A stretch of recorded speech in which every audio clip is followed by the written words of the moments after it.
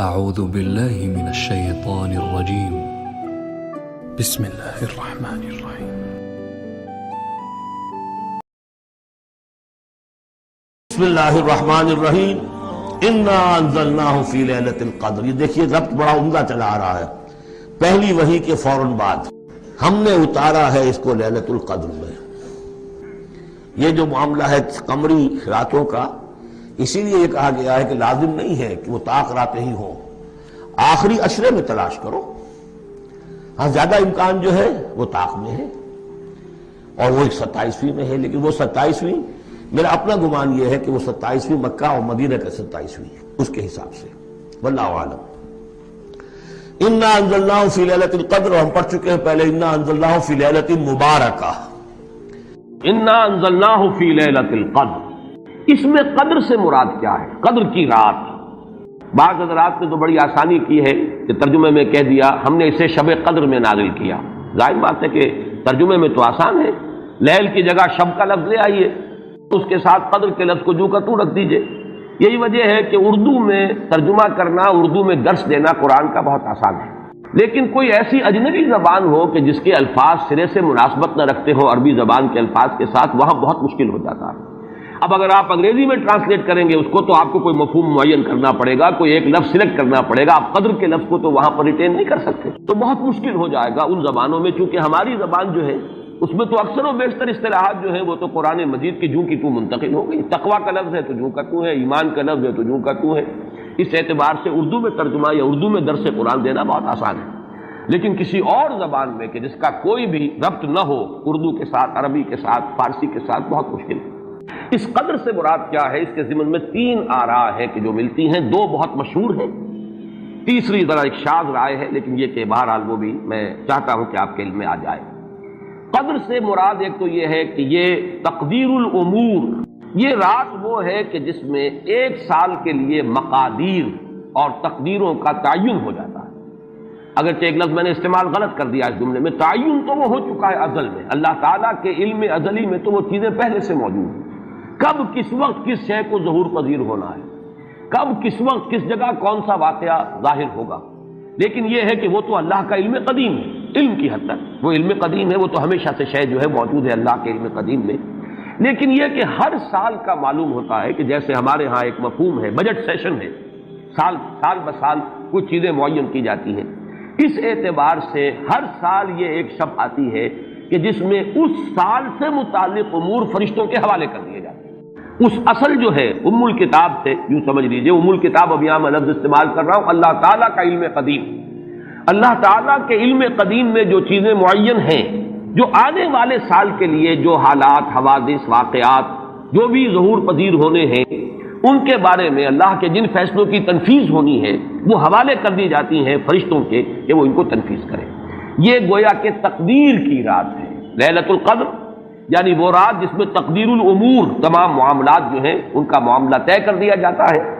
اور اس کی تائید ہوتی ہے وہ سورہ دخان کی آیت سے فیہا یفرق کل امر حکیم. اور اس آیت میں جو لفظ آیا وہ بہت پیارا آیا، یفرق. اس رات میں ہر بات جو پختہ ہے وہ جدا کر دی جاتی. فرق کے معنی جدا کرنا،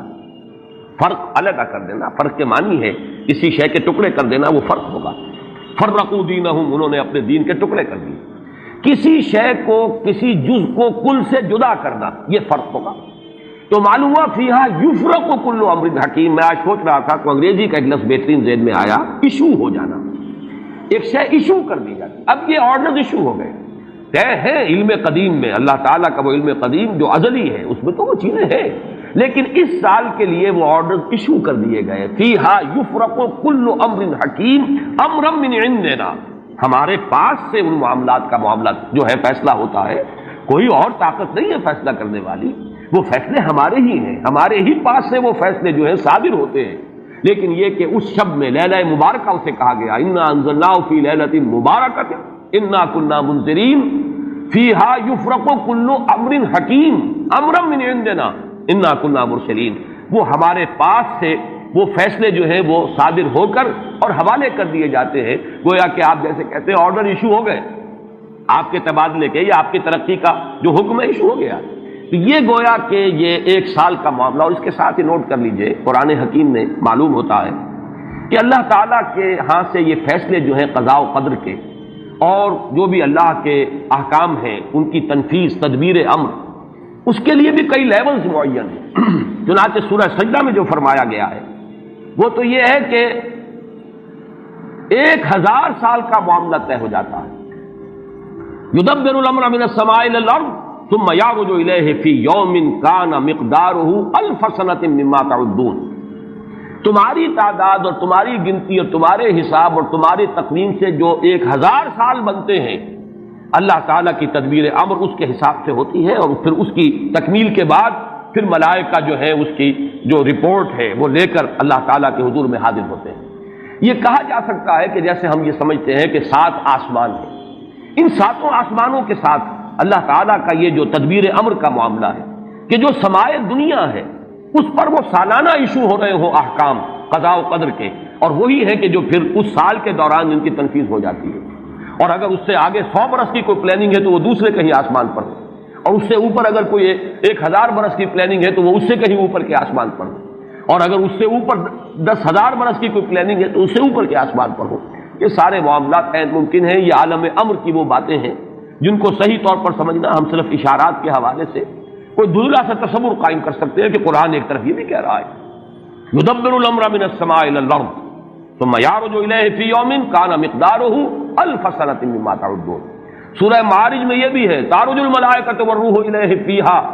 اس میں فی یوم کان مقدارہ 50,000 سنہ، 50,000 برس کا بھی ایک دن ہے اللہ کا۔ تو ہو سکتا ہے کہ ان تمام مختلف درجہ بدرجہ جو تدبیر امر کے فیصلے اللہ کی طرف سے حکمت الہی اور علم الہی سے جن چیزوں کا کہ ایشو ہو رہا ہو، جس کے کہ احکام صادر ہو رہے ہوں، وہ بھی درجہ بدرجہ ہو، اور یہ جو ہے سمائے دنیا پر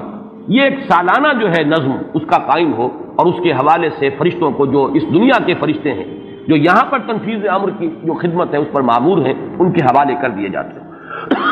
تو ایک رائے تو میں نے عرض کی کہ قدر سے مراد تقدیر،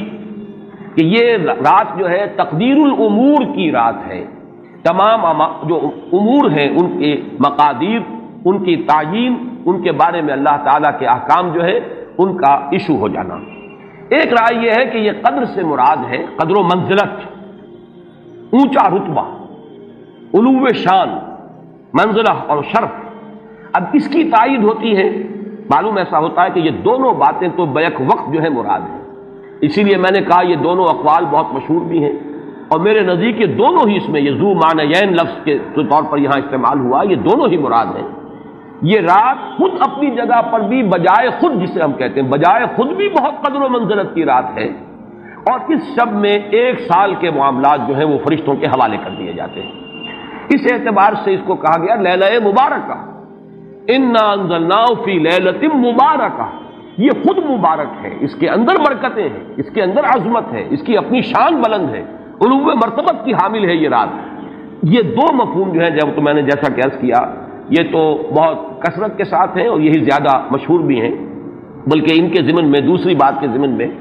ایک نقطہ ترازی کے درجے کی بات ہے، لیکن بات کیونکہ حسین ہے وہ میں آپ کو سنا رہا ہوں۔ ابو بکر وراق ہے جنہوں نے اس میں نقطہ پیدا کیا ہے کہ یہ لیلہ قدر اس لیے ہے لأنہ نزل فیہا کتاب ذو قدر علی لسان ملک ذی قدر علی امت لہا قدر۔ یہ 3 انہوں نے قدر جمع کیے ہیں کہ یہ اس لیے اس کو لیلۃ القدر کہا گیا کہ ایک طرف تو یہ کہ اس میں وہ کتاب نازل ہوئی جو بڑی قدر و منزلت والی کتاب ہے، ثانیاً وہ اس فرشتے کی زبانی نازل ہوئی کہ جو بہت قدر و منزلت کا ذی قوت عند ذی العرش مکین مطاع ثم امین، پھر اس امت کے لیے اس کی تنزیل ہو رہی ہے جس کی بڑی قدر و منزلت ہے اللہ کے ہاں۔ اور شاید اسی وجہ سے وہ کہتے ہیں جناب وراق کہ شاید اسی وجہ سے لفظ قدر جو ہے اس سورہ مبارکہ میں 3 مرتبہ آیا ہے، انا انزلناہ فی لیلۃ القدر وما ادراک ما لیلۃ القدر لیلۃ القدر خیر من الف شہر۔ لیکن جیسا کہ میں نے عرض کیا ہے یہ بس ایک نقطے کے حد تک ہے، ایک دلچسپ نقطہ ہے، میں نے اس کا تذکرہ کر دیا ہے۔ ایک تیسرا مفہوم جو شاذ ہے جو لیا گیا قدر سے کہ قدر کا ایک مفہوم ہے تنگی کا بھی، جیسے کہ سورۃ الفجر میں ہم پڑھ چکے ہیں فَأَمَّا الْإِنسَانُ إِذَا مَا ابْتَلَاهُ رَبُّهُ فَأَكْرَمَهُ وَنَعَّمَهُ فَيَقُولُ رَبِّي أَكْرَمَنِ وَأَمَّا إِذَا مَا ابْتَلَاهُ فَقَدَرَ عَلَيْهِ رِزْقَهُ فیقول ربی اہانن۔ انسان کا معاملہ عجیب ہے کہ جب اس کا رب اس کا امتحان لیتا ہے، اسے آزماتا ہے نعمتیں دے کر، عزت دے کر، تو کہتا میرے رب نے مجھے عزت دے دی، اور جب اس کا رب اس کو آزماتا ہے اس پر رزق کو تنگ کر کے، تو وہ کہتا میرے رب نے مجھے ذلیل کر دیا۔ تو یہاں پر جو تنگی کا مفہوم ہے قدر میں، تو ایک مفہوم یہ لیا گیا ہے کہ یہ لیلۃ القدر لیلۃ الضیق ہے، اور یہ اس لیے کہ اس زمین پر اتنی کثرت سے، اتنی کثیر تعداد میں فرشتے نازل ہوتے ہیں کہ تنگی پیدا ہو جاتی ہے۔ اب ظاہر بات ہے کہ یہ اس عالم ارواح کے ساتھ مناسبت رکھنے والے لوگ، جن کی اپنی روحیں جو ہیں وہ اس درجے لطیف ہوں کہ کچھ مناسبت ان کو پیدا ہو گئی ہو، صرف ان کا ایک ادراک ہو سکتا ہے۔ باقی یہ کہ جہاں تک لفظ کا تعلق ہے اس میں اس کی گنجائش موجود ہے۔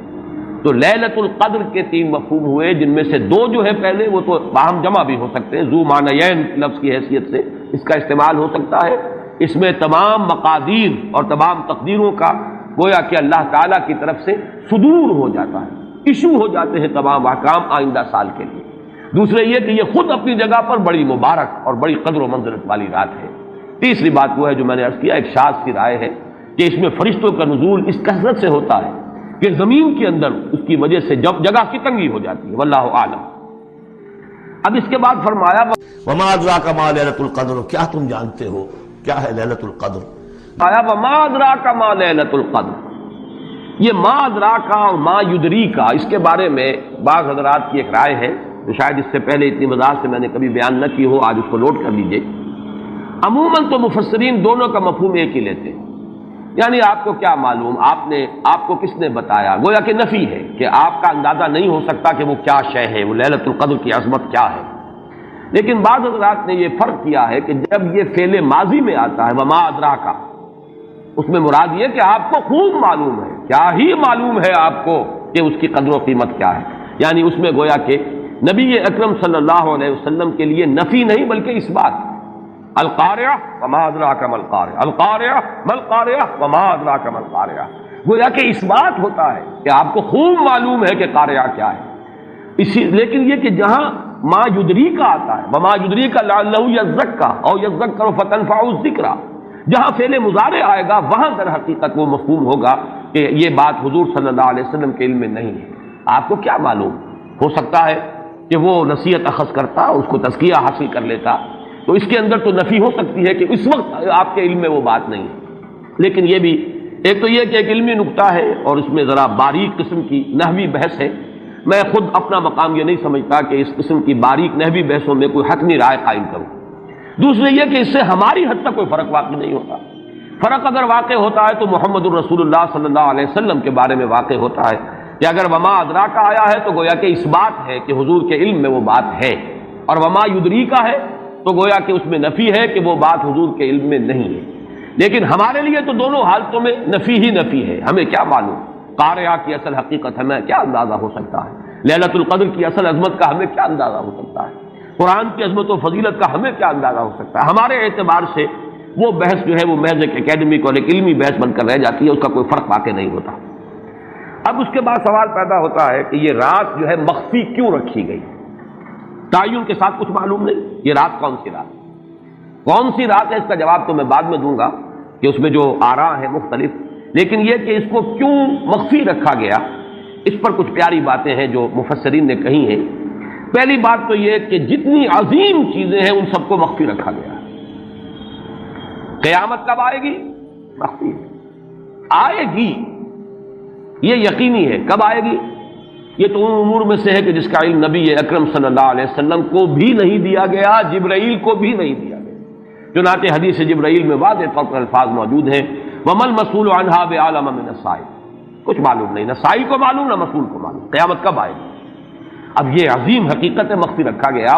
اکاد اخفیھا لتجزی کل نفس بما تسعی، نہ آج سے 100 برس پہلے والوں کو معلوم تھا کہ قیامت کب آئے گی، نہ آج والوں کو معلوم ہے، نہ اگر ابھی دنیا کی عمر ہے ابھی 100 برس اور، تو قیامت سے ایک دن پہلے بھی شاید یقینی طور پر معلوم نہ ہو سکے کہ کل قیامت آ رہی ہے، تاکہ ہر وقت جو ہے امتحان اتنا ہی شدید رہے، اتنا ہی کڑا امتحان رہے ہر ایک کے لیے، لتجزی کل نفس بما تجزی بما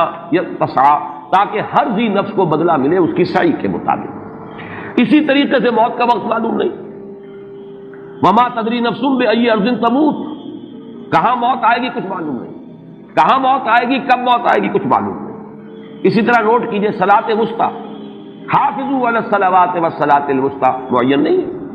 اس کے لیے آراء اگرچہ ہے، اکثر آراء جمع ہو گئی ہیں صلاۃ العصر کے بارے میں، لیکن تعین سے حتمی طور پر نہیں کہہ سکتے۔ یہ رائے بھی ہے کہ کوئی بھی معین نہیں، تمام نمازیں جو ہیں وہ صلاۃ وسطیٰ کے حکم میں ہیں۔ بہترین نماز، کوشش کرو کہ پوری محافظت کرو، صرف نماز کی نہیں، بہترین نماز کی، ہر نماز تمہاری بہترین نماز ہونی چاہیے، ہر روز روز عید ہو، ہر شب شب برات، اگر اللہ تعالیٰ کے ساتھ کوئی قلبی ربط ہے تو ہر دن جو گزر رہا ہے وہ روز عید ہے، اور ہر شب جو گزر رہی ہے وہ شب برات ہے۔ لیکن اگر وہ کہ انسان کو غفلت اس کے قلب پر طاری ہے تو وہ عید کا دن بھی اس کے لیے ایک عام دن ہے، اور شب برات بھی اس کے لیے ویسی ہی ایک رات ہے جیسی کہ ہر روز آتی ہے اور چلی جاتی ہے۔ اس اعتبار سے اس کو بھی خاص جو ہے معین نہیں کیا گیا صلاۃ وسطیٰ کون سی ہے۔ اسی طرح بعض روایات میں جو آتا ہے اس میں اعظم، اللہ کا ایک نام ایسا ہے کہ اس کے واسطے سے اللہ سے جو بات مانگی جائے وہ رد نہیں ہو، لیکن وہ کون سا نہیں بتایا گیا۔ اقوال ہیں، اندازے ہیں، حی و قیوم پر زیادہ، الحی القیوم پر زیادہ لوگوں کا جو ہے وہ اجماع ہوا ہے، لیکن یہ کہ یقین سے نہیں کہہ سکتے۔ تو اسی میں اس کو بھی نوٹ کر لیجئے کہ اس کو مخفی رکھا گیا ہے لیلۃ القدر کو، لوگ زیادہ سے زیادہ محنت کریں، زیادہ سے زیادہ مشقت کریں، اس کے لیے جو بھی اس کی قدر و منزلت سے کسی درجے میں آگاہ ہے، وہ اگر معین ہی ہو جاتا کہ ایک شب یہ ہے تو پھر تو سب کے سب اس رات میں محنت کر لیتے، باقی راتیں جو ہیں وہ پھر سونی اور ویران گزرتی۔ لیکن یہ کہ مطلوب یہ ہے کہ زیادہ سے زیادہ راتیں آباد ہوں، زیادہ سے زیادہ راتوں میں ذکر ہو، عبادت ہو، دعا ہو، اس لیے اس کو مخفی رکھا گیا، یہ حکمت ہے۔ اس میں بھی ایک عجیب نقطہ ہے جو امام راضی رحمۃ اللہ علیہ نے بیان کیا ہے، اور حوالہ اگرچہ نہیں دیا اس حدیث کا، لیکن ایک روایت کے حوالے سے بات بیان کی ہے کہ اس کے ظاہر نہ کرنے میں بھی اللہ کی ایک شفقت اور رحمت ہے بندوں کے حق میں، اس لیے کہ اس کی قدر جتنی زیادہ ہے اتنی ہی اس کی ناقدری پر سزا ہوگی۔ اگر معلوم ہو کہ یہ شب ہے اور اس کی ناقدری کو انسان کرے تو گویا کہ پھر وہ اتنا ہی زیادہ مورد عقاب اور مورد سزا بن جائے گا۔ اس کے لیے ایک بڑا پیارا واقعہ نقل کیا امام راضی نے کہ حضور صلی اللہ علیہ وسلم حضرت علی رضی اللہ تعالی عنہ ایک روز مسجد میں داخل ہوئے، ساتھ ہی آئے ہیں، دیکھا کہ ایک شخص سو رہا ہے، نماز کا وقت ہو چکا تھا۔ حضور نے حضرت علی سے فرمایا کہ اسے جگا دو، اسے ہوش میں لے آؤ تاکہ یہ وضو کرے، نماز کے لیے تیاری کرے۔ حضرت علی نے امتثال امر کیا، جا کر جگا دیا۔ لیکن پھر ایک سوال کیا حضرت علی نے کہ حضور آپ تو خود نیکی کے کاموں میں بہت سبقت فرمانے والے ہیں، سباق بالخیر یہ لفظ آئے، سبقت کرنے والے بہت کثرت کے ساتھ، تو آپ نے یہ جو ہے یہ کام خود کیوں نہیں فرمایا، اور مجھے کیوں اس کے لیے آپ نے حکم دیا؟ آپ خود بھی اسے جگا سکتے تھے۔ آپ نے فرمایا کہ تم اس کی حکمت کو سمجھ لو، میرے جگانے پر اگر وہ نہ جاگتا اور انکار کر دیتا تو کفر ہو جاتا اس کے حق میں، اور تمہارے جگانے پر اگر کوئی تساہل سے بھی وہ کام لیتا تو وہ کفر نہ ہوتا۔ تو یہ ایک فرق ہے کہ اللہ تعالیٰ کی طرف سے ایک شفقت ہے کہ حضور صلی اللہ علیہ وسلم جگاتے اور کسی درجے میں وہ انکار کر دیتا۔ کبھی ایسا بھی ہوتا آدمی نیند میں ہے اور وہ کہتا جاؤ جاؤ مجھے آرام کرنے دو، تو اگر میرے ساتھ یہ معاملہ ہوتا تو وہ کفر کے درجے کو پہنچ جاتی بات، لیکن اگر تمہارے ساتھ یہ معاملہ ہو بھی جاتا تو اس درجے شدید نہ ہوتا۔ گویا کہ حضور نے اس شخص پر شفقت کے اعتبار سے یہ شکل اختیار کی کہ خود نہیں جگایا، بلکہ یہ کہ حضرت علی رضی اللہ تعالیٰ عنہ کو حکم دیا کہ اسے جگا دو۔ تو یہ نقطہ کہ لیلۃ القدر کے اخفاء میں یہ بات بھی ہے کہ اگر اس کو عیاں کر دیا جاتا، معین کر دیا جاتا، تو پھر جو لوگ اس سے غافل رہتے پھر وہ بہت سخت ناقدری کا ارتکاب کرتے اور بڑی سزا کے مستوجب ہو جاتے۔ اب چھٹی بحث ہے کہ وہ رات کون سی ہے۔ اگرچہ ایک رائے شاذ یہ بھی ہے کہ وہ رمضان سے باہر کی رات بھی ہو سکتی ہے، لازم نہیں ہے کہ رمضان ہی کی کوئی شب ہو۔ اس میں چونکہ بعض حضرات نے ایک روایت کی وجہ سے جسے ہم شب برات کہتے ہیں، لیلۃ البرات، یہ شعبان کی 15ویں شب، درمیانی شب، اور اس کے بارے میں ایک روایت موجود ہے حضرت عائشہ صدیقہ رضی اللہ تعالی عنہا کی کہ رات کے وقت ان کی آنکھ کھلی اور وہ باری آپ ہی کے پاس شب باسی کی تھی حضور کی، تو حضور موجود نہیں تھے، تو تشویش ہوئی کہاں گئے۔ تو جب تلاش کی گئی تو معلوم ہوا کہ حضور جنت البقیع قبرستان میں پہنچے ہوئے ہیں اور وہاں آپ ان کے لیے جو بھی وہاں دفن ہیں ان کے لیے استغفار فرما رہے ہیں۔ جب پوچھا گیا معاملہ کیا تو آپ نے فرمایا یہ بڑی عظیم رات ہے اور اس رات میں فوت ہونے والوں کا فیصلہ ہو جاتا ہے، پیدا ہونے والوں کا فیصلہ ہو جاتا ہے۔ تو اب وہ بھی ایک لیلہ مبارکہ، اسی وجہ سے بعض لوگوں نے وہ جو سورہ دخان کی ابتدائی آیات ہے انا انزلناہ فی لیلۃ مبارکۃ، اس کو محمول کیا ہے اسی رات پر کہ جس کو ہم شب برات کہتے ہیں اپنی عام اصطلاح میں، لیلۃ البرات اسے عربی میں کہا جاتا ہے۔ برات کے معنی کسی کا چھٹکارا پا لینا، یہ شب برات جو ہے وہ برات شادی والی برات نہیں ہے، بلکہ یہ برات کا لفظ ہے عربی زبان کا، جو ہمارے ہاں وہ غلط العام میں برات شب برات بن گیا ہے۔ برات، برات من اللہ و رسولہ، جو سورہ برات کا پہلا لفظ ہے کہ چھٹکارا پانا، کہ وہ رات بھی ایسی ہے کہ اس میں انسان استغفار کرے اور اللہ تعالیٰ سے اپنے گناہوں کی معافی مانگے تو اپنے آپ کو جہنم سے چھٹکارا دلا سکتا ہے، وہ شب برات ہے۔ اس اعتبار سے کچھ لوگوں نے گمان کیا کہ شاید لیلۃ القدر اور لیلہ مبارکہ اس حدیث کی روح سے وہی شب ہے، وہ ظاہر بات ہے کہ خارج از رمضان مبارک ہے، اور یہ کہ اس کے علاوہ بھی بعض آراء ہیں، لیکن یہ آراء جو ہے شاذ کے درجے میں۔ میں یہ کہہ سکتا ہوں کہ تقریباً اجماع ہے اس پر کہ یہ رات رمضان مبارک ہی کی ایک رات ہے۔ اس کی دلیل ایک تو یہ کہ القرآن یفسر بعضہ بعضا کے اصول کے مطابق قرآن مجید کے اندر سورہ بقرہ میں یہ واضح کر دیا گیا شہر رمضان الذی انزل فیہ القرآن، رمضان مبارک کا مہینہ وہ ہے کہ جس میں قرآن نازل کیا گیا، اور یہاں فرمایا انا انزلناہ فی لیلۃ القدر، ہم نے اس کو اتارا ہے لیلۃ القدر میں۔ ان دونوں کو جوڑیے تو اس کا ایک لا محالہ جو ایک انیویٹیبل رزلٹ نکلتا ہے وہ یہی ہے کہ یہ لیلۃ القدر رمضان مبارک میں۔ دوسری اس کی تائید ہوتی ہے وہ مشہور حدیث جس کو الحمدللہ کہ ہم نے بہت عام کیا ہے، رمضان مبارک کی آمد سے قبل کوشش ہوتی ہے ہر سال جو ہے اس کی یاد دہانی کرا دی جائے۔ ایک طویل خطبہ جو حضور نے دیا تھا، خطبنا رسول اللہ صلی اللہ علیہ وسلم فی آخر یوم من شعبان، یہ حضرت سلمان فارسی رضی اللہ تعالیٰ عنہ سے مروی ہے کہ حضور نے شعبان کے آخری دن ہمیں خطبہ ارشاد فرمایا، یا ایھا الناس قد اظلکم شہر عظیم شہر مبارک شہر فیہ لیلۃ خیر من الف شہر، لوگوں آگاہ ہو جاؤ، تم پر ایک بہت مبارک مہینے نے، بڑی عظمت والے مہینے نے سایہ کر دیا ہے، سایہ فگن ہو گیا ہے تم پر ایک مہینہ جو بڑی عظمت والا ہے، شہر عظیم جو بڑی برکت والا ہے، شہر مبارک، اور تیسرا جملہ اس میں یہی ہے شہر فیہ لیلۃ خیر من الف شہر، وہ مہینہ کہ جس میں ایک رات وہ بھی ہے کہ جو 1000 مہینوں سے افضل ہے۔ ان دونوں چیزوں کے حوالے سے تقریباً دلائل بھی موجود ہیں، اور ویسے یہ کہ جیسا کہ میں عرض کر چکا ہوں اجماع ہے کہ یہ رمضان مبارک ہی کی ایک شب ہے، لیکن رمضان مبارک کی کون سی شب ہے اس پر بعض مفسرین نے تو لکھا ہے کہ 40 قول ہیں۔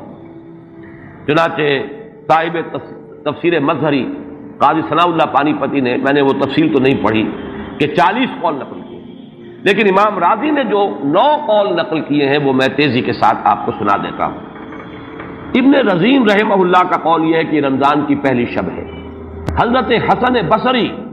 رحمۃ اللہ علیہ، یہ ہے تابعین میں سے، اس لیے میں رضی اللہ عنہ نہیں کہہ رہا، رحمۃ اللہ علیہ، حضرت حسن بصری رحمۃ اللہ علیہ کی رائے ہے کہ یہ 17ویں شب ہے، یعنی وہ شب کہ پھر جس کے اگلے دن جو ہے وہ غزوہ بدر ہوا ہے، یوم الفرقان۔ حضرت انس رضی اللہ تعالی عنہ مرفوعاً روایت کرتے ہیں کہ یہ 19ویں شب ہے۔ محمد بن اسحاق جو بہت بڑے سیرت نگار ہیں حضور کے، ان کا قول ہے کہ یہ 21ویں شب ہے۔ حضرت عبداللہ ابن عباس رضی اللہ تعالی عنہما سے قول جو ہے مروی ہے کہ یہ 23ویں شب ہے۔ حضرت عبداللہ ابن مسعود رضی اللہ تعالی عنہ سے مروی ہے کہ یہ 24ویں شب ہے، اور اس کو میں ذرا اہمیت دیتا ہوں اس لیے کہ 24ویں شب جو ہے سورہ علق کی ابتدائی آیات کے نزول کے ضمن میں کچھ حساب کتاب کے جوڑنے سے 24ویں اور 25ویں شب کا بھی معاملہ جڑتا ہے، جو کہ میں نے آپ کو سورہ علق کے درس کے دوران بتایا تھا۔ اس کے بعد حضرت ابو ذر غفاری رضی اللہ تعالیٰ عنہ کا قول ہے کہ یہ 25ویں شب ہے۔ اس کے بعد حضرت ابی ابن کعب رضی اللہ تعالیٰ عنہ کا قول ہے، یہ وہ ہے جن کو کہ حضور نے خود فرمایا کہ اقرأہم ابی ابن کعب، قرآن مجید کے سب سے بڑے قاری حضرت ابی ابن کعب ہیں رضی اللہ تعالیٰ عنہ، اور ان کے بھی سینے پر آپ نے تھپکی دی تھی۔ ایک سوال کیا آپ نے کہ سب سے عظیم سورت کون سی ہے، اور جب انہوں نے صحیح جواب دے دیا سورہ فاتحہ، تو پھر یہ کہ اس پر حضور نے تھپکی دی کہ تمہیں اللہ تعالیٰ نے بہت صحیح مناسبت عطا کی ہے علم کے ساتھ۔ ان کی اور صحابہ میں سے بہت سے لوگوں کی رائے، یہاں تک کہ یہ کہا جا سکتا ہے کہ بقیہ اقوال جو ہے وہ شاذ کے درجے میں ہے، اور یہ گویا کہ اگر اجماع نہ کہا جائے تو بہت حد تک اتفاق کے درجے میں ہے کہ یہ 27ویں شب ہے۔ اور اس 27ویں شب کے ضمن میں حضرت عبداللہ ابن عباس سے ایک روایت میں پہلے آپ کو بتا چکا ہوں کہ 23ویں شب، لیکن 27ویں شب کے ضمن میں جو مختلف روایات حضرت عبداللہ ابن عباس رضی اللہ تعالی عنہما سے مروی ہیں، ان میں بھی کچھ لطیف نکات ہیں، وہ میں بعد میں بیان کروں گا۔ اس کے بعد ایک شاذ قول اور بھی ہے کہ یہ 29ویں شب ہے، تو یہ گویا کہ 9 ہیں اقوال، جن میں سے بعض جلیل القدر صحابہ کے ہیں، عبداللہ ابن مسعود، ابو ذر غفاری، ابن عباس، ابی ابن کعب، لیکن یہ ہے کہ سب سے زیادہ جو اتفاق اگر اجماع نہ کہا جائے تو 27ویں شب پر ہے۔ اس 27ویں شب کے بارے میں حضرت عبداللہ ابن عباس نے 3 نکتے بیان کیے۔ ایک نکتہ تو یہ ہے کہ یہ پوری سورہ مبارکہ جو ہے سورۃ القدر، اس میں 30 الفاظ ہیں، اور ان 30 الفاظ میں سے 27واں لفظ ہے ہی حتی مطلع الفجر، یہ 27واں ہے۔ اس کے اعتبار سے گویا کہ انہوں نے ایک ربط قائم کیا ہے کہ یہ 27ویں شب ہے۔ ایک بات انہوں نے یہ کہی ہے کہ اللہ تعالیٰ کو وطر محبوب ہے، اللہ وطر و یحب الوطر، اللہ خود بھی اکیلا ہے اور وطر کو پسند کرتا ہے۔ پھر یہ کہ وطر جو ہے اب رمضان مبارک کے اندر اگر وہ وطر شمار کیے جائیں گے تو 14-15 وطر بن جائیں گے، لیکن اس میں چونکہ آخری عشرے کے بارے میں بہت سی روایات جو ہیں ان کا تقریباً اجماع ہو جاتا ہے کہ آخری عشرے میں، تو آخری عشرے میں بھی 5 وطر آئیں گے، 21ویں، 23ویں، 25ویں، 27ویں، 29ویں۔ لیکن حضرت عبداللہ ابن عباس کہتے ہیں کہ 7 کا ہندسہ اللہ تعالیٰ کو بہت پسند ہے، اور بہت سی چیزیں جو ہیں عالم تکوینی میں بھی اور عالم تشریعی میں بھی بہت سی چیزیں وہ ہیں کہ جو 7 کے ہندسے کے ساتھ وابستہ ہیں۔ 7 آسمان ہیں، 7 زمینیں ہیں، ہفتے کے 7 دن ہیں، طواف کے 7 شوط ہیں، سعی بین صفا والمروہ وہ بھی 7 مرتبہ ہے، ادھر سے ادھر، ادھر سے ادھر 7۔ اسی طریقے سے سجدے کے اعضاء بھی 7 ہیں، تو اس سے انہوں نے پہلے وطر اور وطر کے بعد 7 کا ہندسہ، رمضان کے آخری عشرے کی وطر راتیں اور ان میں 7ویں رات یعنی 27ویں شب، وہ اپنے اس حساب کتاب سے بھی، اور جب انہوں نے یہ بات بیان کی تو حضرت عمر رضی اللہ تعالی عنہ نے ان کی تحسین کی ہے۔ آخری بات اور بھی کہی گئی ہے کہ لیلۃ القدر جو ہے اس کے اندر حروف کو اگر شمار کیا جائے تو 9 بنتے ہیں، اور یہ لیلۃ القدر اس سورہ مبارکہ میں 3 مرتبہ آیا ہے۔ انا انزلناہ فی لیلۃ القدر وما ادراک ما لیلۃ القدر لیلۃ القدر خیر من الف شہر، اس اعتبار سے بھی 3 کو ضرب دی جائے 9 سے تو وہ بھی 27 کا عدد بنتا ہے۔ بہرحال یہ میں نے جیسا کہ عرض کیا تھا کہ ان کا کوئی تعلق نہ صرف سے ہے، نہ نحو سے ہے، نہ روایات سے، لیکن بہرحال حضرت عبداللہ ابن عباس کا ایک ذوق ہے، اس کو آپ ذوقی باتیں بھی کہہ سکتے ہیں، لیکن یہ کہ حضرت عبداللہ ابن عباس کی ذوقی بات ہے، لہذا اس کا کم سے کم تذکرہ ہو جانا چاہیے۔ ایک بحث یہ ہے کہ اہیا باقیۃ ام لا، کیا یہ رات جو اس کی عظمت تھی یہ باقی ہے، یا صرف وہی رات جو تھی جس میں کہ قرآن مجید نازل کیا گیا وہی عظمت کی حامل تھی؟ انا انزلناہ فی لیلۃ القدر، یا یہ کہ اب بھی ہر سال یہ رات آ رہی ہے تو اسی عظمت کی حامل ہے، اسی قدر و منزلت کی، اسی برکت کی حامل ہے؟ اس پر بھی تقریباً ایک اجماع ہے کہ یہ لیلۃ القدر باقی ہے، ہر سال آتی ہے۔ اس کے ضمن میں بلکہ میں چاہتا ہوں کہ اپنے قول کی تصحیح کر دوں کہ میں ایک رائے میں نے ابتدائی دور میں بیان کی ہے اپنے بعض خطبات میں، تقاریر میں، اور وہ جیسا کہ ایک خطیبانہ انداز ہوتا ہے، قرآن مجید کی عظمت کے بیان کے ضمن میں یہ باتیں، یہ بھی نقطے کے درجے کی باتیں ہوتی تھی اور وہ میں بیان کرتا رہا ہوں کہ قرآن ہے اصل عظمت کی حامل شے،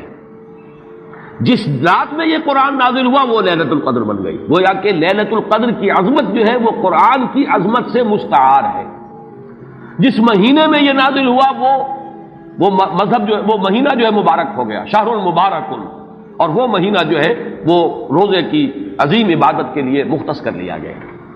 اسی طریقے سے جو دن اس کی تعلیم کے لیے خاص کیا گیا، جو جمعے کا دن جو ہے وہ در حقیقت تعلیم قرآن کے لیے، یتلو علیہم آیاتہ ویزکیہم ویعلمہم الکتاب والحکمہ، جو حضور کا عمل تھا اسی کو دوام عطا کیا گیا ہے خطبہ جمعہ کی صورت میں۔ وہ دن جو ہے وہ سید الایام بن گیا کہ ہفتے کے دنوں میں وہ سردار دن ہے، جمعے کا دن جو ہے وہ سردار ہے تمام دنوں کا۔ یہ بات اپنی جگہ پر صحیح ہے جہاں تک اصولی اعتبار سے، لیکن میں اس میں جو تصحیح کر رہا ہوں جزوی طور سے وہ یہ ہے کہ لیلۃ القدر کی عظمت جو ہے وہ خود اپنی جگہ پر ہے، فی نفسہا ہے، اپنے ہی مقام پر ہے، اپنی جگہ ہے، بجائے خود، جسے کہتے ہیں فارسی میں بجائے خود عظمت کی حامل ہے۔ اور اس کی عظمت کا مقام یہ بھی ہے کہ اس میں فیہا یفرق کل امر حکیم، تمام معاملات جو ہے اللہ کے فیصلے جو ہیں ان کو ایشو کر دیا جاتا ہے، وہ گویا کہ حوالے کر دیے جاتے ہیں، وہ فیصلے صادر ہو جاتے ہیں اللہ تعالیٰ کی جناب سے، تو یہ اس کی عظمت قدیم ہے۔ قرآن کا نزول اس کے ساتھ شامل کیا گیا ہے کہ اس عظیم رات کا انتخاب کیا گیا ہے قرآن کے نزول کے لیے۔ یہ میں چاہتا تھا کہ اپنے ان سابقہ بیانات کے ضمن میں یہ تصحیح جو ہے میں آپ کو نوٹ کرا دوں۔ دوسرے یہ کہ آیا اس کے ساتھ اس کا دن بھی اس عظمت میں شامل ہے یا نہیں؟ اس میں بھی اکثر مفسرین کا جواب یہ ہے کہ دن شامل ہے، اس لیے کہ قرآن مجید کا حساب کتاب، عرب کی تقویم، اس میں رات بول کر بھی دن رات مراد لیتے تھے اور یوم بول کر بھی دن رات مراد لیتے تھے۔ یوم بھی 24 گھنٹے کے مجموعے کا نام ہے، اور جب رات کا تذکرہ آتا ہے تو رات بھی در حقیقت دن اور رات کے 24 گھنٹوں پر اس کا جو ہے اطلاق کیا جاتا ہے۔ جو دن آتا ہے رات کے بعد وہ اس رات کے تابع ہے۔ اس اعتبار سے یہ عظمت جو ہے صرف شب کے ساتھ نہیں ہے، بلکہ یہ کہ اس کے بعد آنے والا دن جو ہے وہ بھی اسی عظمت کا حامل ہے۔ اس سے ایک بہت بڑا مسئلہ حل ہو جاتا ہے کہ جو اس دور میں خاص طور پر بہت سے لوگوں کے ذہنوں کو پریشان کر سکتا ہے، اور وہ یہ کہ جب کہ مکے میں یا عرب میں رات ہے تو امریکہ میں وہ دن ہے۔ وہ دن یا اگر وہ رات آئے گی تو ابھی اس کے کچھ 12 گھنٹے کے بعد وہاں پر رات آئے گی۔ اس اعتبار سے دن جو ہے وہ بھی جب شامل ہو گیا اس کے ساتھ تو معلوم ہوا کہ کرۂ ارضی کا کوئی حصہ بھی، کوئی نقطہ بھی اس برکت اور اس قدر و منزلت سے محروم نہیں رہے گا، اس لیے کہ دن کے رات کے ساتھ وہ دن جو ہے طبعاً شامل ہے۔ اب آئیے کہ یہ خیر من الف شہر، اس سے کیا مراد ہے؟ دو باتیں تو اس میں بالکل واضح ہیں۔ ایک تو اس اعتبار سے کہ اس میں جو عبادت کی جائے، استغفار کیا جائے، ذکر کیا جائے، اس کی قدر و منزلت، اس کے لیے ایک تعبیر ہے، جو انداز اسلوب بیان اختیار کیا گیا وہ یہ ہے، اس سے مراد وہ 1000 مہینے جو ہے گنتی کے 1000 مہینے نہیں ہیں۔ اس کو جن لوگوں نے حساب کر کے 83 برس اور کچھ مہینے نکالے ہوئے تو وہ در حقیقت یہ حساب کتاب نہیں ہوتا۔ عربی زبان میں کہیں 100، کہیں 70، کہیں 1000، یہ کثرت کی تعبیر کے لیے آتے ہیں۔ تو معلوم ہوا کہ بہت زیادہ اجر و ثواب ہے عبادت کا، دعا کی قبولیت کا بہت قوی امکان ہے اس شب مبارک میں، اور یہ کہ تقرب الی اللہ کے لیے انسان کوئی کوشاں ہو تو اس کی پیش رفت جو ہے اس شب میں جو ہے وہ بقیہ دنوں اور بقیہ راتوں کی نسبت سے بہت زیادہ ہوگی۔ اس میں جو ایک اشکال پیدا ہوتا ہے ذہن میں کہ آخر کیا سبب ہے کہ بعض خاص جو دن ہیں یا بعض خاص مہینے ہیں ان کی جو خاص جو فضیلت ہے، تو اس کو میں سمجھتا ہوں کہ بہت عمدگی سے ہمارے مفسرین نے سمجھایا ہے کہ عالم مادی میں بھی ہم یہ چیز دیکھتے ہیں کہ مناسبت ہوتی ہے۔ کوئی فصل ہے گندم کی، اب آپ اگر اس کو غلط موسم میں اگر بو دیں گے تو آپ کا بیج بھی ضائع ہو جائے گا۔ مناسبت ہے، صحیح وقت ہے اس کا، اسی میں اگر وہ فصل جو ہے وہ بوئی جائے گی تو وہ مثمر ہوگی، اس سے آپ کو فصل حاصل ہو جائے گی۔ لیکن اگر آپ نے غیر وقت میں وہی بیج بہترین ہو، دانہ عمدہ سے عمدہ ہو، زمین اچھی سے اچھی ہو، لیکن یہ کہ موسم اگر آپ نے غلط چن لیا ہے تو گویا کہ مناسبت جو ہے اوقات، دنوں، ایام، راتوں، مہینوں، سالوں، ان کے جو بھی ایک خاص مناسبت ہے نیکی کے ساتھ، خیر کے ساتھ، عالم امر کے ساتھ، روحانیت کے ساتھ، عالم ارواح کے ساتھ، اس کو ہم قیاس کر سکتے ہیں کہ جیسے موسموں اور دنوں کا معاملہ ہے اسی طریقے سے اس عالم ارواح کے اندر اور روحانی عالم کے اندر بھی کچھ ایام ہیں، کچھ دن ہیں، کچھ مہینے ہیں جن کی خصوصی مناسبت ہے۔ چنانچہ رمضان مبارک کا مہینہ ہے، اسی طریقے سے یہ ليلۃ القدر ہے، اس کے اندر جو ہے قدر و منزلت اللہ نے جو رکھی ہے وہ اس کی ایک خصوصیت ہے جس کو ہم ظاہر بات ہے کہ عالم امر کی اشیاء جو ہے کما حق ہو تو ان کا ادراک اور شعور ہم اس وقت اس زندگی میں اس دنیا میں حاصل نہیں کر سکتے، لیکن اس کی طرف اس تمثیل کے ذریعے سے کچھ نہ کچھ جو ہے رہنمائی ہو جاتی ہے۔ جیسے کہ قرآن مجید کی عظمت کما حق ہو، جیسے کہ وہ عظمت ہے، کما ہیا کسی انسان کے لیے ممکن نہیں کہ اس کا ادراک اور شعور کر سکے، لیکن مثال دی گئی لو انزلنا هذا القرآن على جبل لرأيته خاشعا متصدعا من خشية الله وتلك الامثال نضربها للناس لعلهم يتفكرون۔ یہ مثالیں ہم بیان کر دیتے ہیں لوگوں کے لیے کہ جو معاملات، جو امور، جو لطیف حقائق ان کے ادراک و شعور سے ماوراء ہیں، بلند تر ہیں، اس کا کوئی اجمالی اور کوئی مبہم خاکہ تو ان کے ذہن میں آ ہی جائے ایک تمثیل کی مدد سے۔ اس اعتبار سے اس مادی عالم میں بھی جو موسموں کے اثرات اور ان کی مناسبت یا عدم مناسبت کسی کام کے ساتھ ہے، اس کے حوالے سے ہم سمجھ سکتے ہیں کہ اللہ تعالیٰ نے خاص گھڑیاں، خاص ساعات، جیسے فرمایا گیا کہ جمعے کے دن ایک خاص ساعت ایسی ہے، اب دیکھیے اس کو بھی شمار کر لیجئے، وہ بھی مخفی رکھی گئی ہے کہ وہ ساعت کون سی ہے۔ ایک خاص ساعت ہے کہ اگر کوئی شخص دعا کرے گا اس گھڑی میں تو وہ رد نہیں ہوگی، لیکن اسے خفیہ رکھ دیا گیا۔ بعض حضرات کے خیال میں دونوں خطبوں کے درمیان جو وقت ہو جبکہ امام بیٹھتا ہے یہ وقفہ ہے وہ خاص ساعت۔ بعض حضرات کے نزدیک وہ نماز کے ادا ہونے سے لے کر عصر تک کا وقفہ ہے، لہذا بہت سے حضرات کو آپ نے دیکھا ہوگا کہ وہ جمعے کے روز نماز جمعہ ادا کرنے کے بعد سے عصر تک مسجد میں قیام کرتے ہیں، ذکر اور تلاوت اس میں مشغول رہتے ہیں۔ بعض حضرات کے نزدیک اس سے مراد ہے اذان ہونے سے نماز کے ادا ہو جانے تک، اذا نودی للصلاۃ من یوم الجمعۃ فاسعوا الی ذکر اللہ وذروا البیع اور فاذا قضیت الصلاۃ فانتشروا فی الارض، ان دونوں کے مابین جو وقت ہے وہ گویا کہ اس کا، لیکن اس کو بھی مخفی رکھ دیا گیا۔ وہ جو میں نے کچھ لسٹ گنوائی تھی کہ عظمت والی چیزوں کو اللہ نے چھپایا ہے، اسے مخفی رکھا ہے، اسی میں اس کو بھی شامل کر لیجئے کہ ایک گھڑی ہے جمعے کے دن، ایک وقت ہے، ایک ساعت ہے، اس میں جو دعا کی جائے قبول ہو جائے گی۔ اسی طریقے سے یہ لیلۃ القدر ہے، اسی طریقے سے اور مختلف چیزیں۔ تو لیلۃ القدر خیر من الف شہر تنزل الملائکۃ والروح فیہا باذن ربہم من کل امر، نازل ہوتے ہیں فرشتے اور الروح، اگرچہ الروح کے بارے میں اس کا مصداق کیا ہے بہت سے اقوال ہیں، لیکن یہاں پر اکثر و بیشتر مفسرین جو ہے متفق ہیں کہ یہاں مراد حضرت جبرائیل علیہ السلام، فرشتوں میں ان کے چونکہ ایک خاص مقام ہے، بہت اونچا ان کا مقام ہے، کہا جا سکتا سید الملائکہ، تمام فرشتوں کے وہ سردار ہیں۔ یہی وجہ ہے کہ وہی ہے قرآن کے نازل کرنے والے۔ یہ عظیم اللہ کا پیغام جو ہے، نوع انسان را پیام آخری حامل رحمت للعالمین، تو اس کے لانے والے بھی جو ہے وہ فرشتوں میں، جیسے کہ میں نے وہ آیات آپ کو اس سے پہلے بھی سنائی کہ انہ لقول رسول کریم ذی قوت عند ذی العرش مکین مطاع ثم امین۔ اب یہ ساری مدح جو ہو رہی ہے، تعریف ہو رہی ہے حضرت جبرائیل علیہ السلام کی، تو یہ گویا کہ عطف الخاص علی العام کی ایک مثال ہے۔ تمام ملائکہ، الملائکہ بہت سے ملائکہ، اور یہاں پہ اس سے اندازہ کیجئے کہ معلوم ہوتا ہے بہت کثیر تعداد میں ملائکہ ہیں جن کا نزول ہوتا ہے۔ وہ جو میں نے قدر کا ایک مفہوم بیان کیا گیا تھا کہ اتنے ملائکہ آتے ہیں کہ زمین پر جگہ نہیں رہتی، اور لیلۃ القدر سے مراد لیلۃ الضیق ہے کہ ملائکہ کے لیے اس کا، چونکہ ابھی حال ہی میں مجھے تجربہ ہوا ہے کہ جب ہم نے طواف وداع کیا ہے تو وہ ہم نے دیکھا ہے ضیق کی وہ کیفیت جو ہے، وہ تنگی کہ وہاں پر جگہ جو ہے آدمی کا سانس لینا مشکل ہو جاتا ہے، اس درجے تنگی۔ تو اب یہ تو ایک عالم مادی کا ضیق تھا جو ہم دیکھا ہے، جس کا ہمیں تجربہ ہو گیا۔ عالم ارواح میں فرشتوں کا ضیق کہ اتنے فرشتے نازل ہو جائیں کہ ان کو تنگی محسوس ہو، ان کو اپنے لیے جگہ نہ مل رہی ہو زمین پر، تو یہ بھی ایک مفہوم ہے۔ تنزل الملائکۃ والروح، نازل ہوتے ہیں فرشتے اور جبرائیل، بالخصوص حضرت جبرائیل علیہ السلام، فیہا اس شب میں، بِإِذْنِ رَبِّهِمْ مِنْ كُلِّ أَمْرٍ سلام، وہ اپنے رب کے اذن سے۔ اس میں گویا کہ وہ جڑ کاٹی جا رہی ہے، جیسا کہ میں نے بارہا بیان کیا ہے کہ ایمان بالملائکہ ہی بگڑ کر مشرکانہ نظام کی شکل اختیار کر لیتا ہے۔ یہ دیویوں اور دیوتاؤں کا تصور جو دنیا میں ہے، گاڈز اینڈ گاڈیسز، اور یہ جو بھی عربوں کے ہاں تھا آلہہ کا تصور، یہ در حقیقت فرشتوں کا تصور ہے جو بگڑ گیا۔ ہم جانتے ہیں فرشتہ پہاڑوں کا ایک فرشتہ ہے، ملک الجبال، جو حضور کی خدمت میں حاضر ہوا تھا یوم طائف کو، اگر آپ مجھے حکم دیں میں ان پہاڑوں کو آپس میں ٹکرا دوں اور جن لوگوں نے آپ کے ساتھ یہ زیادتی کی ہے وہ سرمے کی طرح پس کر رہ جائیں۔ ملک الجبال ایک فرشتہ ہے کہ جو پہاڑوں پر معمور ہے، اسی کو کہہ دیا گیا پہاڑوں کا دیوتا۔ فرق کیا ہے؟ ملک الجبال اور پہاڑوں کا دیوتا میں فرق کیا ہے؟ دیوتا کے ساتھ تصور یہ کہ اسے کچھ اختیار حاصل ہے، جبکہ فرشتوں کے بارے میں جو صراحت قرآن کرتا ہے ان کے پاس اختیار کوئی نہیں۔ یفعلون ما یؤمرون، وہ وہی کچھ کرتے ہیں جو جس کا انہیں حکم دیا جاتا ہے۔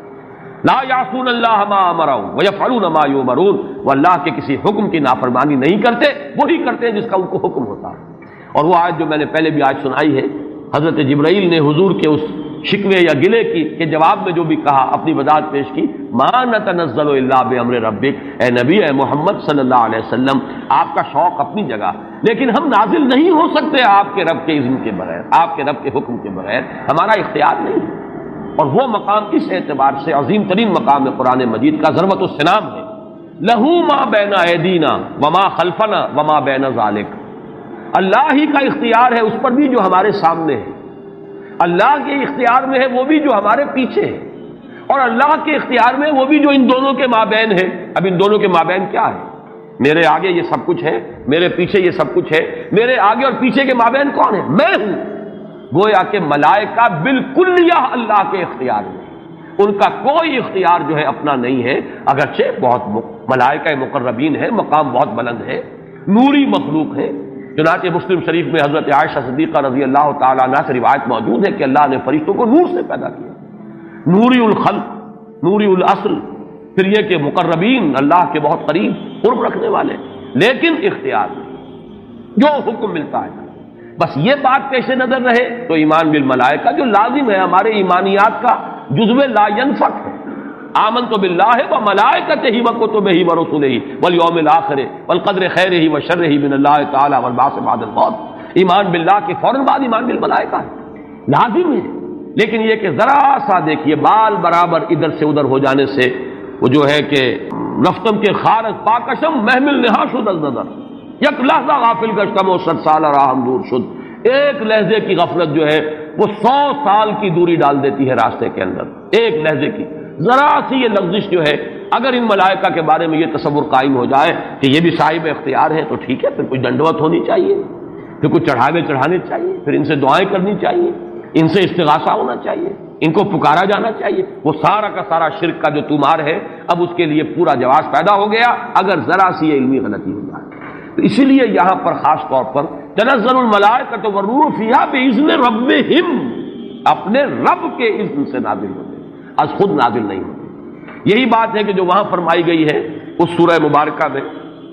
فیہا یفرق کل امر حکیم امرا من عندنا، ہمارے پاس سے وہ امر جاتا ہے، کسی اور کا اختیار نہیں ہے. امرا من عندنا، اس کا فیصلہ ہم کرتے ہیں.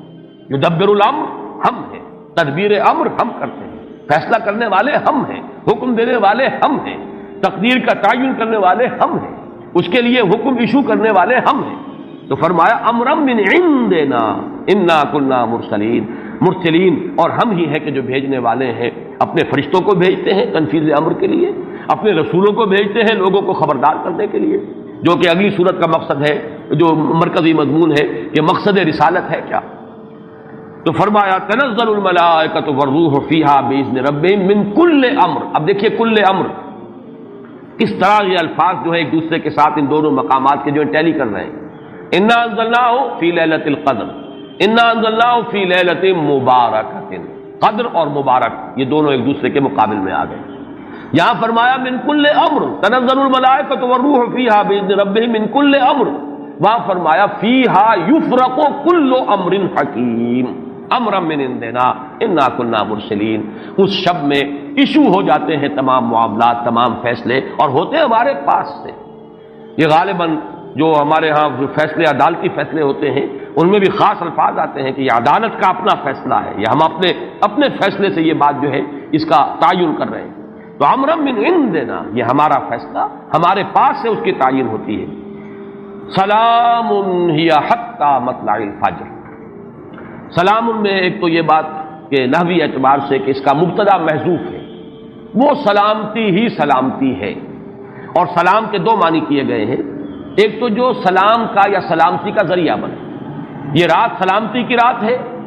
اس رات میں سلامتی حاصل کی جا سکتی ہے، اس رات میں اللہ کی مغفرت حاصل کی جا سکتی ہے، اللہ کے عفو و درگزر کے عام ہونے کی رات ہے. ایک یہ کہ اس رات میں مولانا اسلائی صاحب نے ایک بڑا پیارا لفظ استعمال کیا ہے کہ جو شیاطین جن ہیں ان پر کرفیو لگا دیا جاتا ہے. جیسے رمضان مبارک کے بارے میں آیا ہے کہ ان جو شیاطین ہیں ان کو قید کر دیا جاتا ہے. یعنی یہ کہ برائی کے جو محرکات و دوائی ہیں ان میں کمی آ جاتی ہے، خیر کے دوائی اور داعیات و محرکات وہ اس کے اندر نکھرتے ہیں، ابھرتے ہیں. اور یہ ہر شخص کو اندازہ ہے رمضان مبارک کا ایک خاص ماحول ہوتا ہے. اس میں واقعہ یہ ہے کہ اگرچہ بدطینت لوگ اس میں بھی بد کرداری کا معاملہ کرتے ہیں، لیکن یہ کہ طبیعت جو عام ماحول اس ماہ مبارک کا ہوتا ہے اس میں خیر کا کرنا نسبتاً بہت آسان دوسرے دنوں کے مقابلے میں، اور برائی کی طرف میلان جو ہے وہ زیادہ ہی شدید ہوگا تو شاید اس کا جو ہے اظہار ہو جائے، ورنہ عام طور پر برائی کے میلانات جو ہیں ان میں کمی پیدا ہو جاتی ہے. تو سلام ایک تو اس معنی میں کہ سلامتی حاصل کرنے والی رات، دوسرے یہ کہ اس رات میں سلامتی ہوتی ہے کہ جنات جو ہیں شیاطین جن ان کے اوپر پابندیاں ہیں، قدغنے ہیں. اور ایک یہ لفظ لایا گیا سالم کے معنی میں، سالم پوری رات، یہ پوری رات کا معاملہ ہے، اس کی کوئی خاص ساعت نہیں ہے. اس میں گویا کہ خاص دلجوئی کی جا رہی ہے کہ اگر کوئی شخص پوری رات میں نہیں بھی جاگ سکا لیکن اگر طبیعت میں انشراح ہو جائے کسی اس کی ایک ساعت میں، کسی ایک حصے میں، تو وہ یہ سمجھے کہ وہ محروم نہیں رہا، اسے اس رات کی سعادتوں اور برکات میں سے حصہ مل جائے. ہی حتی مطلع الفجر، اور یہ رات جو ہے